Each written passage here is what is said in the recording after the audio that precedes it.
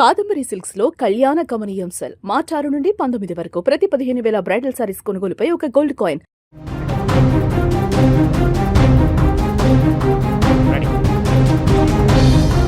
పశ్చిమాసియాలో ఎన్నడూ చూడని యుద్ధ మేఘాలు కమ్ముకున్నాయి. అగ్రరాజ్యం అమెరికానే వణికిపోయేలా ఇరాన్ ప్రతీకార జ్వాలలతో రగిలిపోతోంది.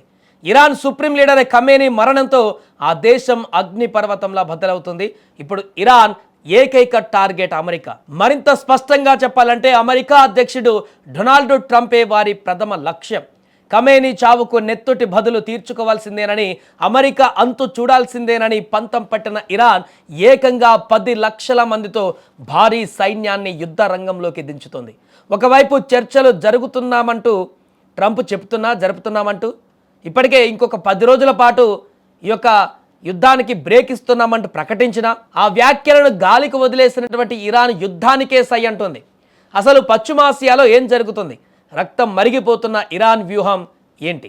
పశ్చిమాసియా మరో మహాసంగ్రామానికి వేదిక అవుతుంది. దశాబ్దాలుగా రగులుతున్న అమెరికా ఇరాన్ వైరం ఇప్పుడు తారాస్థాయికి చేరుకుంది. తమ ఆరాధ్య నేత ఖమేనీ మరణంతో ఇరాన్ ప్రజలు, సైన్యం ఇప్పుడు పూర్తి ఆగ్రహావేశాలతో ఉన్నారు. ఖమేనీ ప్రాణాలకు బదులుగా అమెరికాపై ప్రతీకారం తీర్చుకోవాలనే ఏకైక లక్ష్యంతో ఇప్పుడు ఇరాన్ అడుగులు వేస్తోంది. ఇందుకోసం చరిత్రలో మునుపెన్నడూ లేని విధంగా దేశవ్యాప్తంగా భారీ స్థాయిలో ఆర్మీ రిక్రూట్మెంట్ చేపట్టింది. అక్కడ వినడానికి ఆశ్చర్యంగా ఉన్నాయి, ఇది నిజం.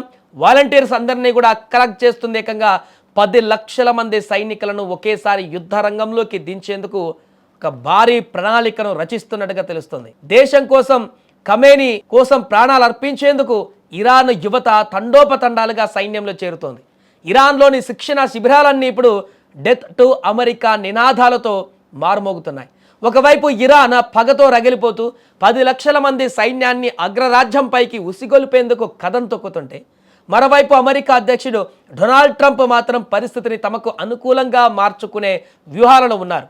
ఇరాన్తో తెర వెనుక చర్చలు జరుగుతున్నాయని, యుద్ధం రాకుండా చూస్తున్నామని ట్రంప్ స్వయంగా ప్రకటిస్తున్నారు. కానీ ఇరాన్ నాయకత్వం ట్రంప్ వ్యాఖ్యలను ఏమాత్రం పట్టించుకోవడం లేదు. మాకు ఎలాంటి చర్చలు వద్దు, మాకు కావాల్సింది ప్రతీకారం మాత్రమే అని ఇరాన్ మిలిటరీ కమాండర్లు తేల్చి చెప్తున్నారు. ఎందుకంటే సుప్రీం లీడర్ ఖమేనీని చంపేశారు కాబట్టి.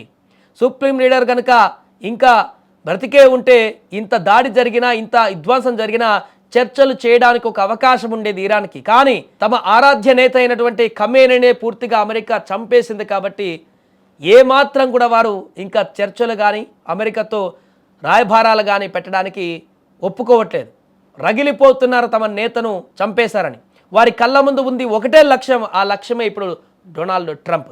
ఖమేనీ మరణానికి కారణమైన వారు మూల్యం చెల్లించుకోవాల్సిందేనని ట్రంప్ను టార్గెట్ చేస్తూ ఇరాన్ శపథం చేస్తోంది.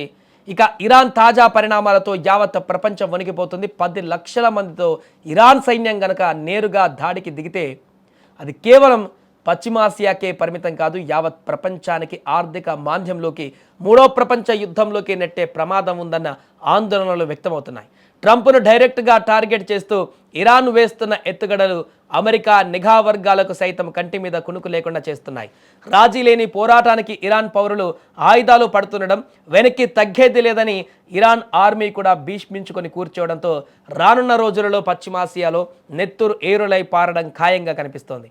ట్రంప్ వర్సెస్ ఇరాన్గా మారిన ఈ విధ్వంసకర పోరు ఇంకెన్ని ప్రాణాలు బలి తీసుకుంటుందోనని ప్రపంచ దేశాలు బిక్కుబిక్కుమంటున్నాయి.